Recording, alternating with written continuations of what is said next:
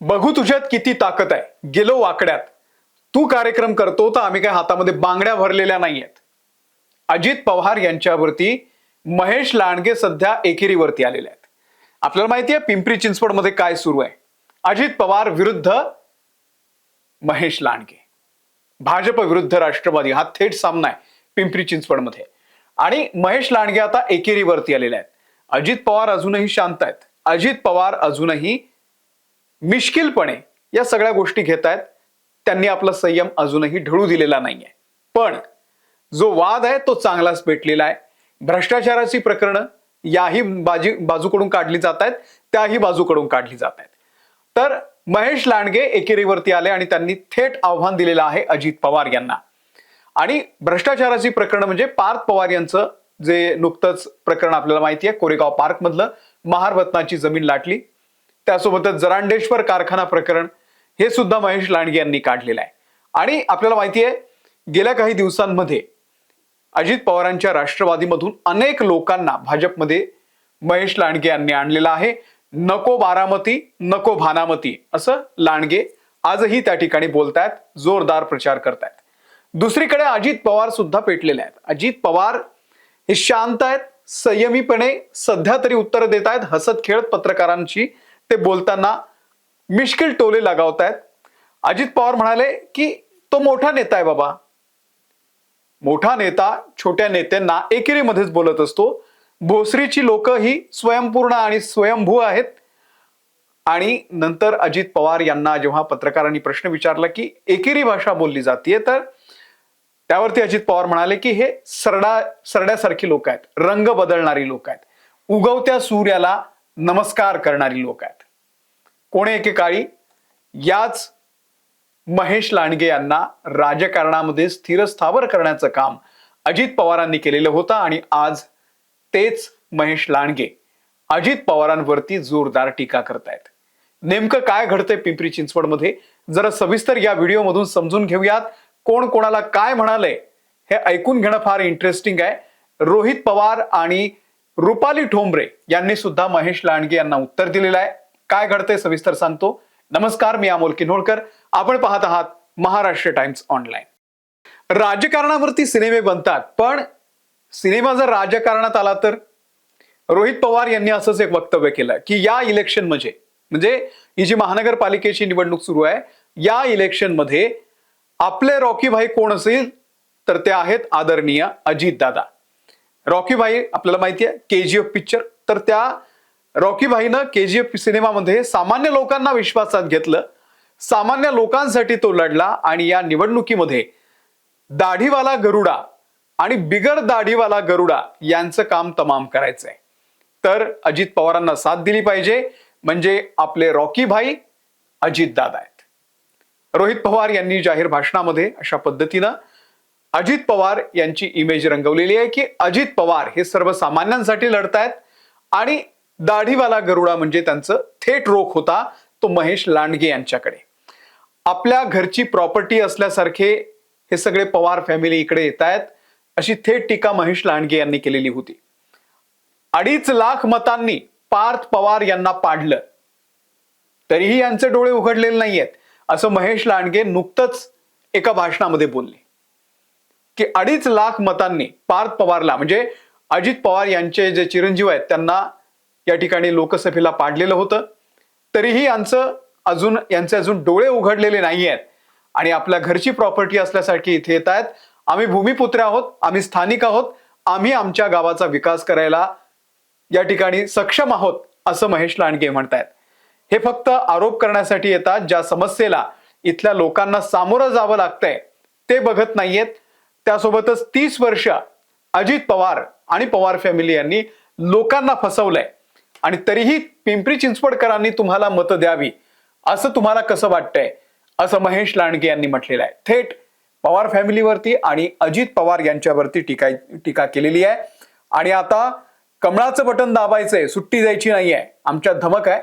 आम्हाला म्हणजे पिंपरी चिंचवडकरांना कोणाचीही गरज नाहीये, असं महेश लांडगे म्हणतात. महेश लांडगे हे रोज सातत्यानं आता अजित पवार यांच्यावरती टीका करतायत.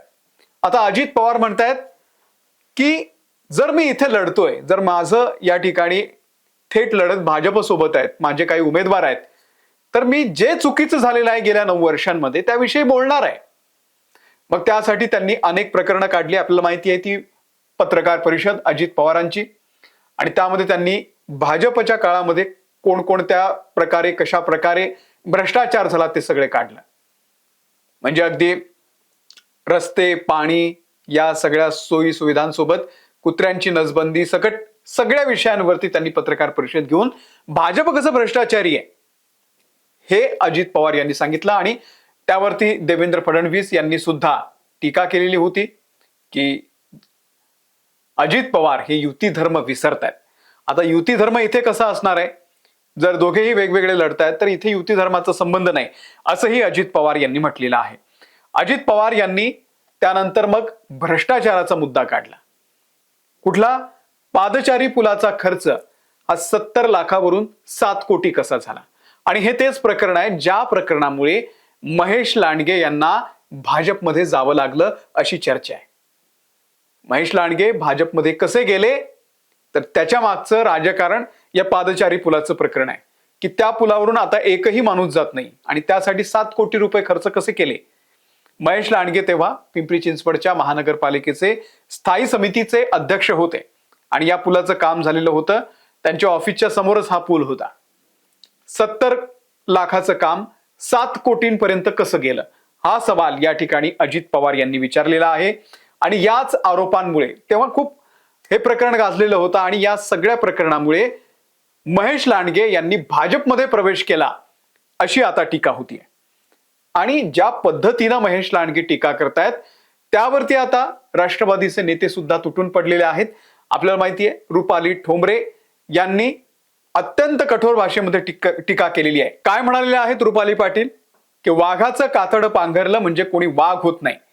तुझ्यासारख्या लबाड लांडग्यांना अजित पवार कच्चा खाऊन टाकतील. पिंपरी चिंचवडमध्ये मंदार महाराजांना गन लावून भोसरीच्या घराची एनओसी कोणी घेतली? तुम्ही कंपनीच्या मशिनरी आणि भंगार चोरल्या. तेव्हा औरंगाबाद पोलिसांनी मध्यरात्री उचललं होतं, मुटकुळं करून नेलं होतं. तेव्हा अजितदादांच्याच पांघरुणाखाली होते. आम्ही अजितदादांच्या बहिणी आहोत, तुला ठोकून काढू.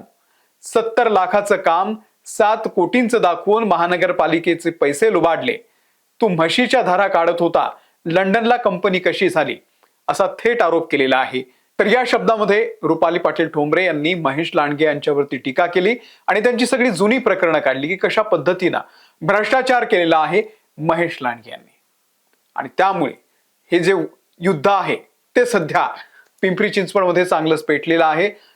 अजित पवारांचे जे इतर नेते आहेत ते सुद्धा सातत्यानं म्हणतायत की आम्ही त्याच वेळी सांगितलं होतं अजित पवारांना की याला मोठं करू नका, यांना म्हणजे महेश लांडगे यांना मोठं करू नका.